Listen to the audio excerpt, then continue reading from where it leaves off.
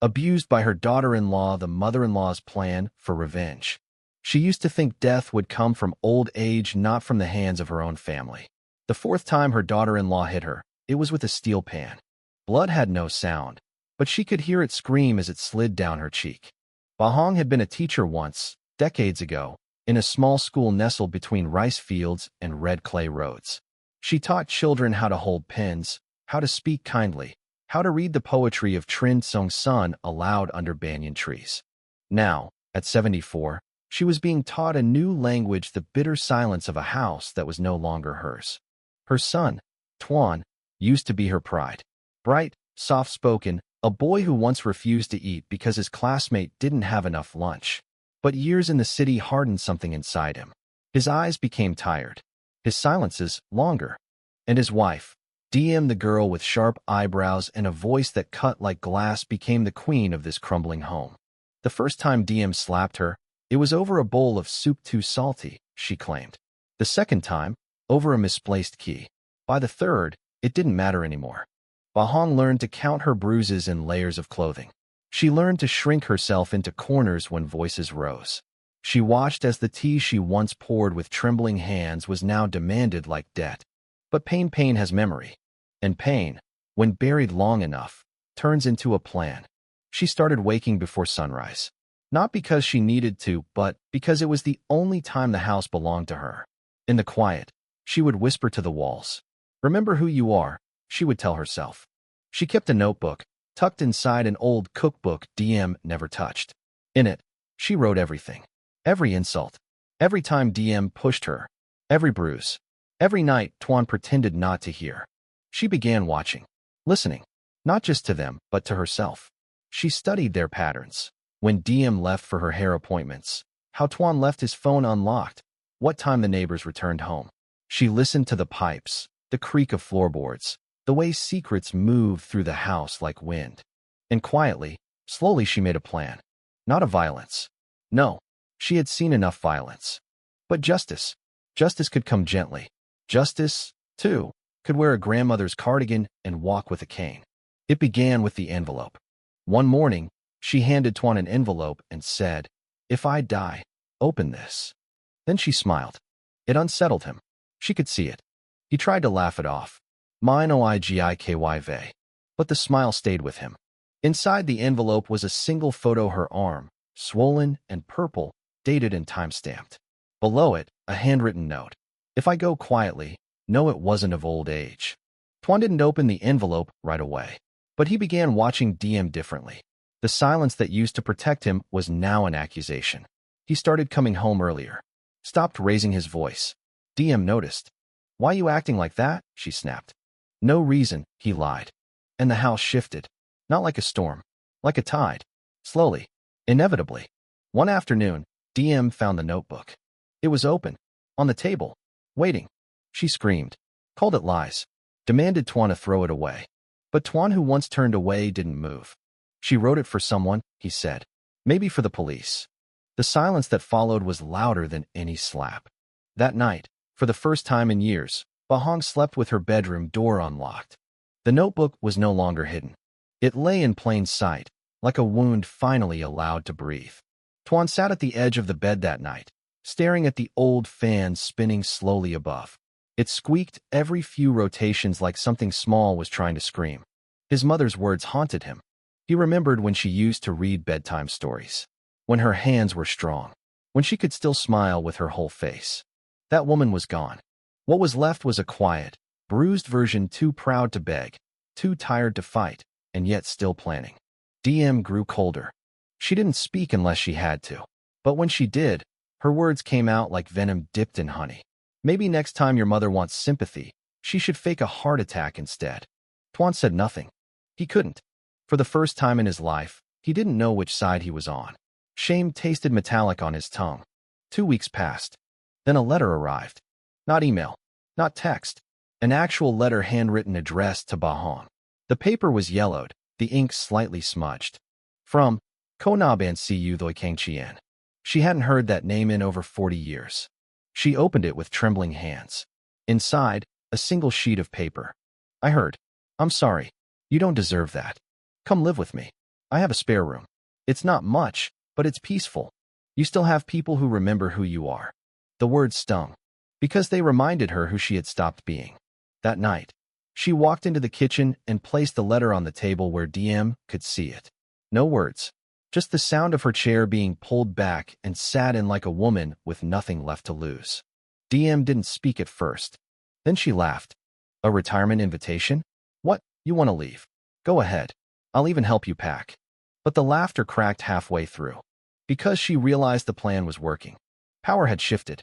Bahong began to reclaim her space, inch by inch. She boiled tea in the mornings again, jasmine, the kind DM hated. She hummed softly to herself as she folded laundry.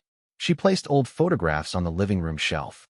Small acts of rebellion, like writing poetry with her presence. Then came the visit. A social worker, sent by an anonymous neighbor, she said. The woman had kind eyes and a clipboard. She asked simple questions. Do you feel safe in this home? Has anyone here ever harmed you physically? Would you like to stay here, or go somewhere else? Bahong smiled politely. I think I'd like to stay, just a little while longer. But later that night, she hid a burner phone under the floorboards. She was planning something bigger. She waited until the right moment. A Thursday. Tuan would be at work late. The neighborhood was quiet. She cooked dinner DM's favorite thit ko trung, carefully arranged. Set the table. Lit a candle. Even wore lipstick. The same deep red she wore when her husband was still alive. DM entered, suspicious. What the hell is this? A peace offering, Bahong said. You win. Let's stop fighting. DM narrowed her eyes, but she ate. And talked. More than usual. She confessed not guilt, but frustration. Said Tuan had become soft. Said she wished the old woman would just leave already. She laughed cruelly. The next morning, DM woke up to the sound of police. And a recorder. Bahong stood in the hallway, flanked by two women from social services. I'd like to leave, she said simply. Now. But it wasn't revenge. Not yet. It was only the beginning. She packed nothing but her notebook and the letter from Kona. DM shouted after her, but Tuan stood between them now. Ma deserves better, he said. She paused only once at the door and looked at her son. You were a good boy, Tuan. Don't forget that version of yourself. Then she stepped into the sunlight. The house of Ko Na was quiet, filled with plants and old records. It smelled like lemongrass and old books. At night, they sat on the porch, talked about the war, about the men they had lost, about how the world had changed, and how it hadn't. One evening, Ko Na handed her a folder. Someone I know works in social law. We can file a case. We can go public. There's a path, if you're ready. Bahong stared at the folder, felt the weight of it in her lap. Justice was no longer a dream. It was a choice. Her hands trembled as she signed the official report. But her voice? It did not shake. She named names, listed dates, attached photos, submitted the recordings. And at the bottom, she wrote, I write this not just for me, but for every elderly person silenced in their own home. Soon, the headlines followed. Elder abuse allegations rock prominent Saigon family. Mother-in-law secretly records years of mistreatment. Hidden epidemic. The untold lives of Vietnam's forgotten elders. The community responded, not with pity but anger. The story ignited something. Phone lines at shelters rang nonstop. Elder abuse cases flooded into the system. People remembered that silence could kill, and speaking even softly could save. Months later, Tuan visited. He looked older, tired. He brought a bag of guava and her favorite green bean cake. I left her, he said simply. She called the reporters liars, Bahong replied. Even after everything. He nodded. Then, Ma, I'm sorry. She didn't answer at first. Then she said, You were her husband, Tuan. But you were my son first. A silence passed between them. And in it, something began to heal. With compensation from the case, she helped open a small center in Goi Na Thursday highest safe space for the elderly. No one asked what happened to them. They were simply given tea, warmth, and company. And a room where silence had no place. The courtroom was silent. Not the kind of silence that soothes, but the heavy, suffocating silence that comes before a storm. Reporters lined the back rows. Elder rights activists filled the front. Tuan sat beside his mother, eyes low. On the other side of the room, DM, dressed in beige, her hands folded neatly, as if trying to pretend none of it was real. The judge read the charges. domestic abuse of a dependent elder, emotional harm, endangerment, attempted obstruction. The lawyer presented the evidence. Audio files, photos, statements, and the notebook. That notebook, the one with pages warped by tea stains and tears, became her sword. DM didn't look up once as her own voice played in the courtroom. Maybe the old woman should just die already. Gasps rippled through the crowd. But DM didn't flinch. Only when Tuan was called to testify did something shift. He stood at the podium, face pale, hands visibly trembling. "I didn't hit her," he said. "But I let it happen. I looked away. That's what I carry." And for the first time since childhood, he cried in front of his mother. The verdict was clear. Guilty on all counts. DM was sentenced to 18 months of rehabilitation and court-mandated public service, along with mandatory anger management therapy. The court acknowledged the mental manipulation and long-term trauma caused. Many said the sentence was light. But for Ba Hong, justice wasn't a number. Justice was truth exposed. It was voices no longer whispered. And it was the moment she walked out of that courtroom, head held high, greeted by strangers who hugged her like family. Tuan began volunteering at Ngoi Na Thursday High. He served tea, fixed fans, repaired broken radios. But most of all, he listened. He listened to stories of abandonment, of regret, of quiet love. Every wrinkle on every face reminded him of the one he had failed to protect. And yet, every day, Ba Hong let him come back. Forgiveness, she believed, was a choice you made again and again, like watering a seed, even when the ground seemed dry.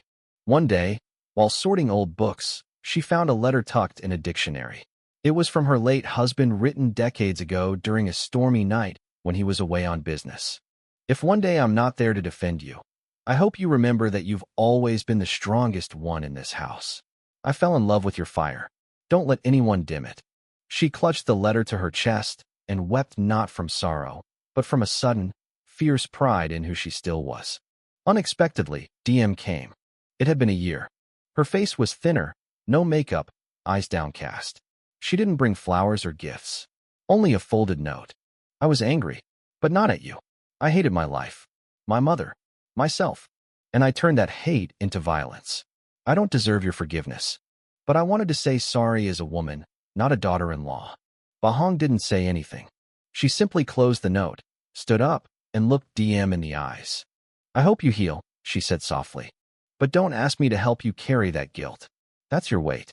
Then she turned and walked inside, not with anger, but with grace. Ngoi Na Thursday High grew. Donations came from everywhere. Volunteers arrived weekly. Elderly from other provinces asked to stay. Ba Hong became known as Ba Jiao, the quiet but fierce woman who survived abuse and turned it into purpose. She gave interviews, lectures, even wrote a short memoir. And at the heart of it, all, she never once said DM's name. Because survivors didn't need to give their abusers fame. They needed to give themselves freedom. One summer, her health declined. She moved slower, slept longer. The pain in her knees returned. Tuan stayed by her side, read to her, held her hand during doctor visits. And she smiled often in that soft way she used to, long ago. One night, she whispered to him, "I don't want people to remember how I suffered. I want them to remember that I fought." When she passed, it was quiet, peaceful. She was in her sleep, wrapped in her favorite blanket, notebook on her chest. They buried her near the garden she had helped plant at the center. Lavender, orchids, and her favorite, the white frangipani. On her gravestone, it read, "She did not break. She bloomed." Tuan still runs Ngoi Na Thursday High. He speaks at conferences about elder rights, trains new social workers, funds new shelters. And in his office, behind his desk, framed on the wall, a page from her notebook. A single line. "Even bruised hands can plant seeds."